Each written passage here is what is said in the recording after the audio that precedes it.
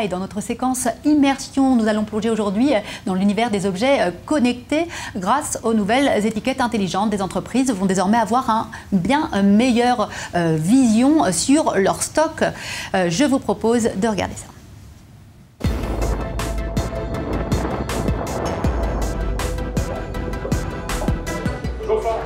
Bonjour. Bienvenue. Merci Mathieu Hoffman, vous êtes le vice-président Success Client à Wiliot, une entreprise qui est leader aujourd'hui pour les choses intelligentes. Alors pour les toutes petites choses, je ne parle pas du smartphone. Alors, on appelle ça l'Internet des objets deuxième génération dans un sens, parce qu'effectivement aujourd'hui c'est des objets plutôt chers et nous on essaye de connecter tout, les sandwichs, tout ce qu'on veut. Donc ici on est dans notre bureau en Israël, on a environ 100 personnes ici.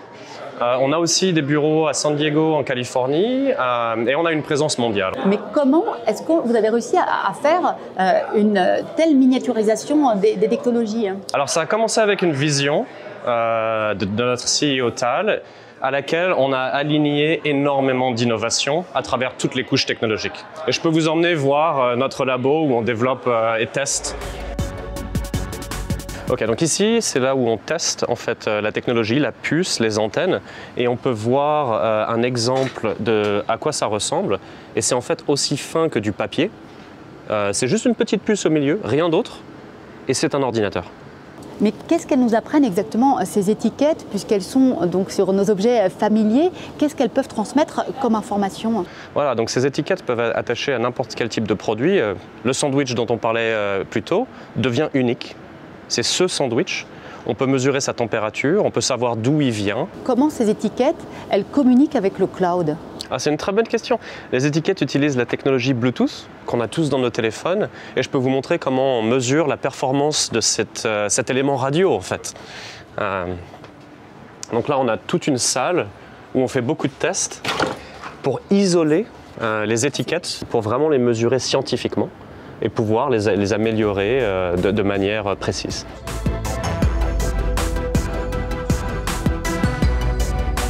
Donc ici, on a différents bureaux. Ça, c'est notre équipe cloud qui travaille sur la partie data, intelligence artificielle. Ici, on a des collaborateurs qui travaillent sur la partie puce électronique. On a d'autres équipes derrière qui travaillent sur le côté production, être sûr que tout fonctionne bien. Et on arrive ici donc, dans une salle de réunion et c'est notre CEO et cofondateur, Tal Tamir. Bonjour.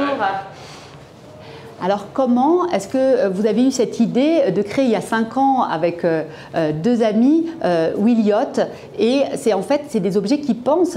Quel est le concept?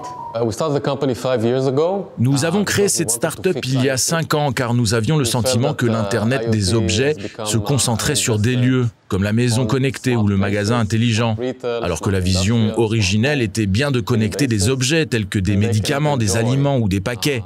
Nous avons donc inventé cette étiquette qui ressemble à un morceau de papier, mais qui est dans son essence un minuscule ordinateur.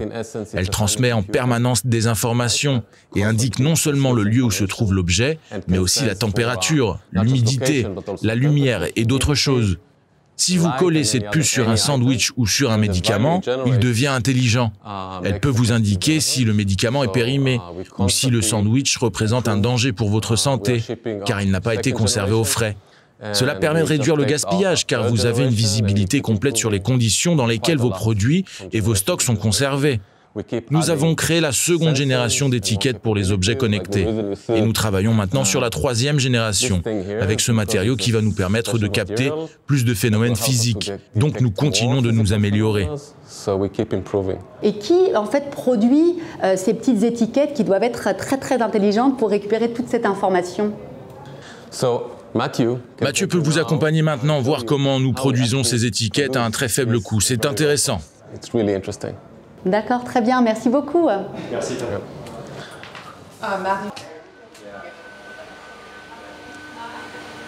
Alors voilà une des machines qu'on utilise pour produire les tags.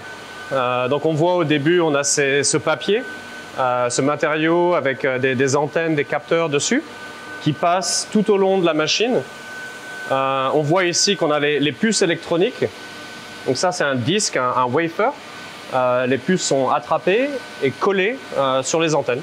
Donc en fait, ce qu'on voit sur le papier, Là, ce sont des capteurs qui sont dessinés et par-dessus, on met une minuscule puce et c'est ça qui nous donne ces étiquettes intelligentes. Ces étiquettes vont partout. On travaille avec quasiment toutes les industries qui ont un intérêt à garder leurs produits dans les quantités nécessaires là où il faut, mais aussi avec la qualité nécessaire. Donc on travaille beaucoup avec les gens qui produisent de la nourriture, qui la distribuent, notamment avec par exemple des cagettes en plastique, parce que ça permet de développer un monde un peu plus durable, avec une économie circulaire et des produits qui reviennent à l'envoyeur, que notre technologie permet de rendre intelligent.